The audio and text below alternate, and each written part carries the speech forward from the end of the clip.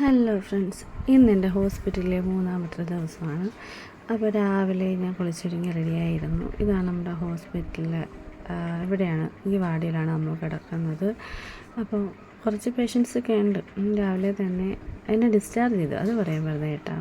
എന്നെ മൂന്നാമത്തെ ദിവസം തന്നെ ദയവായി കൊണ്ട് ഡിസ്ചാർജ് ചെയ്തു. ഇതാണ് നമ്മൾ ഫുഡ് കഴിക്കാൻ വന്നിരിക്കുന്ന ഏരിയ, ഡൈനിങ് ഏരിയ.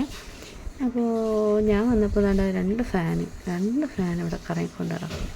അപ്പോൾ അതൊക്കെ ഒന്ന് ഓഫ് ചെയ്തിട്ട് പോകാമെന്ന് കരുതി കാണാം. അങ്ങനെ നമ്മൾ ഡിസ്ചാർജ് സമ്മറിയെല്ലാം മേടിച്ച് വാർഡിൽ നിന്ന് പുറത്തിറങ്ങി. അപ്പോൾ ഇവിടെ ഓണത്തിൻ്റെ പരിപാടി ആഘോഷങ്ങളൊക്കെ നടക്കുകയായിരുന്നു കേട്ടോ. മാവേലിയും അത്തപ്പൂക്കളവും അങ്ങനെ ആയിട്ട് ഹോസ്പിറ്റലിൽ എല്ലാവരും, ഡോക്ടേഴ്സ് ഉൾപ്പെടെ എല്ലാവരും ഭയങ്കര തിരക്കായിരുന്നു. നമുക്ക് പോകാനുള്ള മെയിൻ ഗേറ്റ് അതായിരുന്നു. പക്ഷേ നമുക്ക് പിന്നെ അതുവഴിയല്ല, കറങ്ങി പോകേണ്ടി വന്നു. അങ്ങനെ അവിടെ അത്തപ്പൂവും എല്ലാം ഒക്കെ ഇട്ട് അവർ ഭയങ്കര ഹാപ്പിയിലാണ്. നമ്മളാണ് ഈ ബാഗും തൂക്കിക്കൊണ്ട് നടക്കേണ്ടി വന്നത്.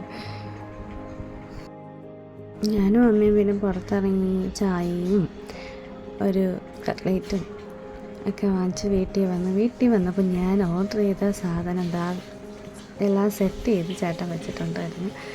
അപ്പോൾ പക്ഷേ ഇത് പറയാനാണെങ്കിൽ, ഇതിനെപ്പറ്റി പറയാനാണെങ്കിൽ 10-ഒരു 9 പോയിൻ്റ്, 9 അല്ല, ഒരു 7 8 മാർക്ക് നമുക്ക് കൊടുക്കാൻ പറ്റുള്ളൂ. കാരണം ഇത് തീരെ ചെറുതാണ്. ഈ ഓർഗനൈസറിൻ്റെ ഓരോ റാക്കും തീരെ ചെറുതാണ്. കുഞ്ഞു കുട്ടേണ്ട സാധനങ്ങളെ ഇടാൻ പറ്റും. ഞാൻ വിചാരിച്ച ഭയങ്കര വലുതായിരിക്കുമെന്ന്.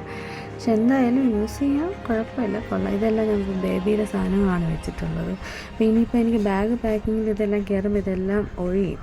അപ്പോൾ പിന്നെ വീട്ടിൽ വന്നതിന് ശേഷമായിരിക്കും കൂടുതൽ നിറയുന്നത്.